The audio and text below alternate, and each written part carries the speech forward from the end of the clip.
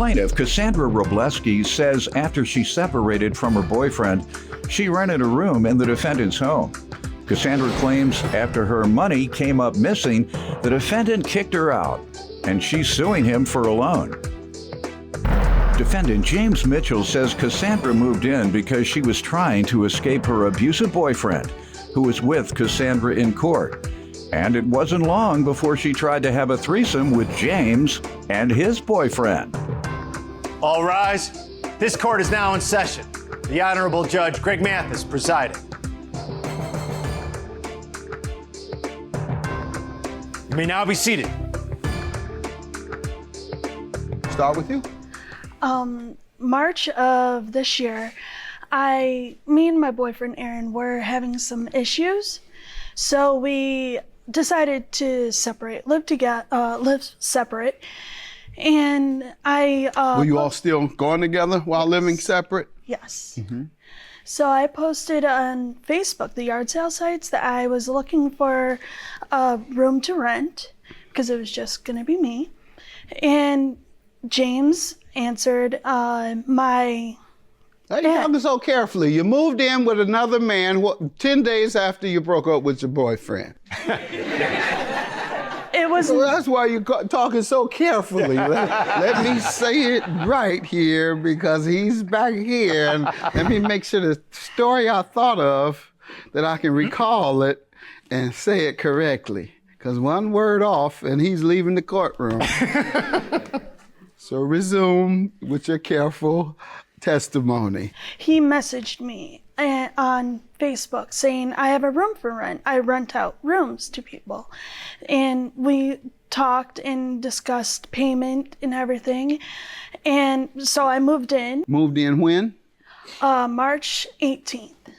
Well, who all was over there at that house? I know I'm digressing, but who lived there other than you and him? James's boyfriend, Jeffrey, and 2 other males. All men? I lived with men my whole life. I have 6 brothers. So. Men unrelated to you. It was. Strange men. You lived with how many? There's 4 of us. You lived with 4 strange men. Were you all right with that? Yes. That's a lot of trust. All right. So how did it go? Well, at first we were perfectly fine. We were hanging out, having fun. He watched my 3-year-old daughter a few times, and so has his boyfriend. But it started going downhill. How so? One day I went to work, came back home, and a jar of change was stolen out of my room. And I confronted James, I confronted his boyfriend Jeffrey, and they denied it. I put trust in them, but I came home. You got 4 people in there. Yes. Did you find out who? No. Well, somebody in there is on crack.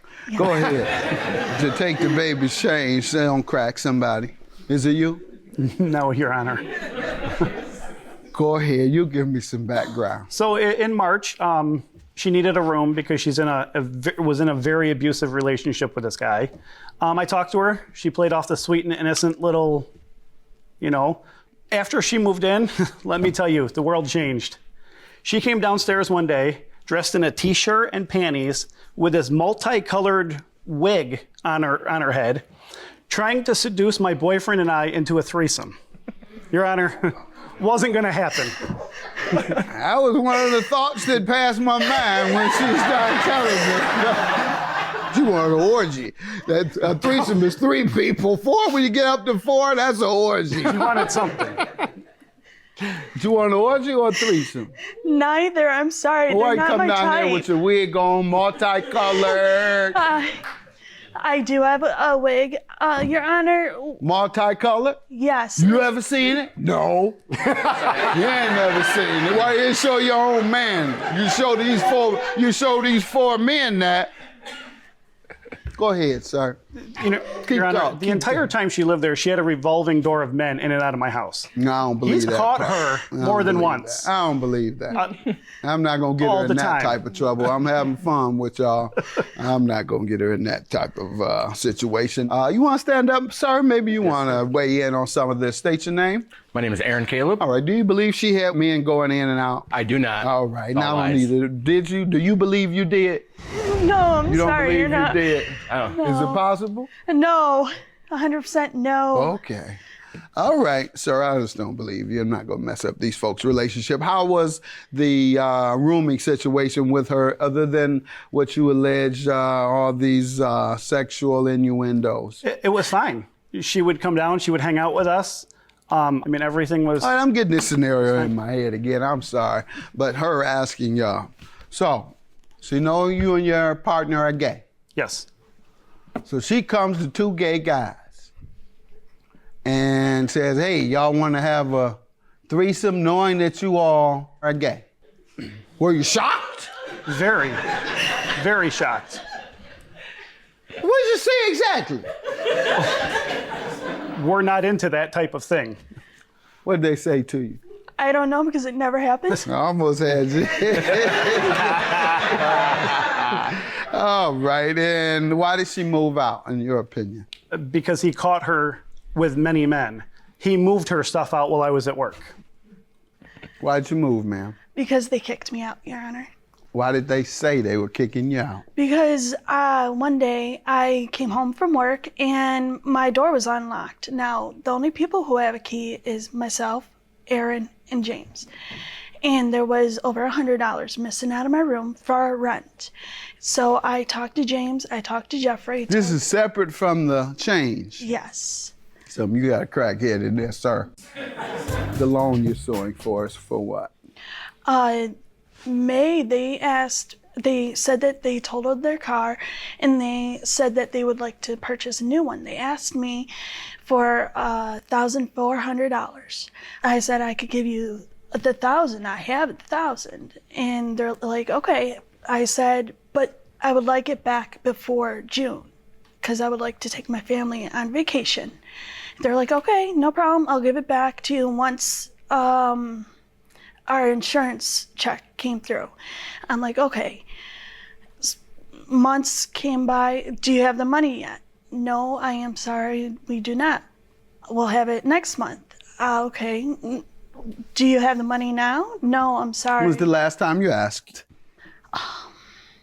It was in What June. month approximately? June. And what was the response? The insurance check is not in yet. That's better than tax return and student loans. Put that one down. Yeah. Insurance. Because then everybody can identify with that. Everybody has a struggle with their insurance company when they have a problem. The adjuster wants to play games. So let me hear from you, sir. $1,000 she says you borrowed. So I did borrow $1,000 from her. I'm not disputing it. Per her agreement, the money would be paid back in 2 months. Her agreement was she wouldn't pay rent for 2 months. And that was fine. In May, she moved out.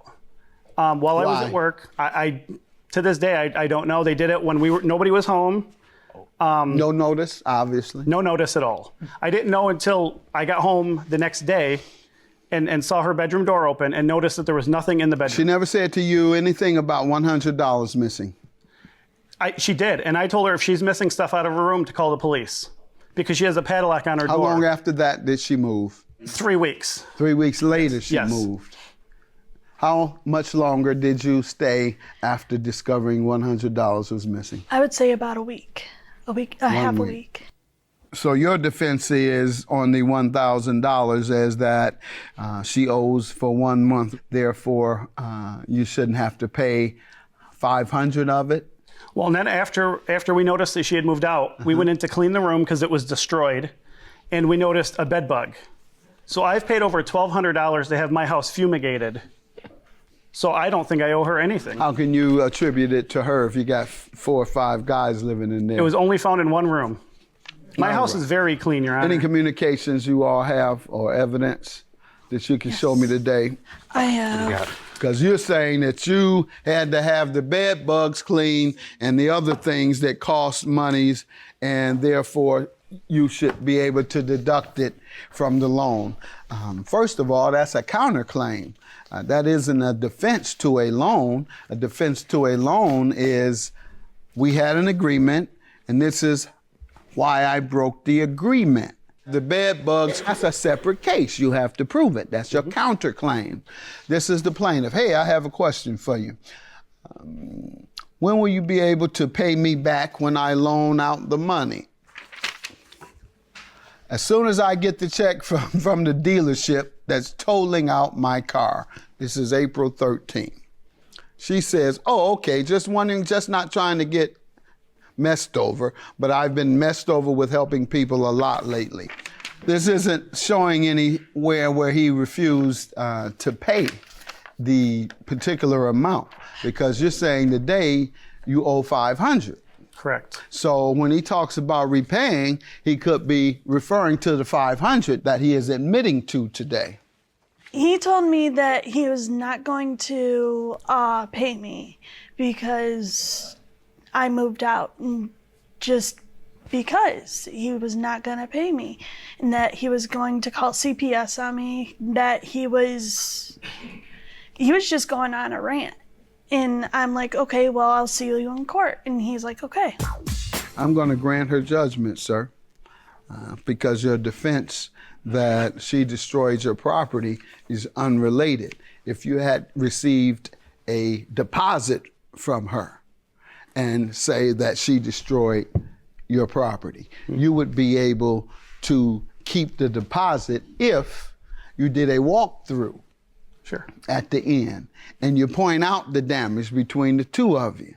That's when you could sue or subtract it from the loan. But in this case, you're not doing that. And $1,000 is your judgment. Have a good day. Judgment for the plaintiff. Most of the stuff that came out of his mouth were lies. They were outright lies.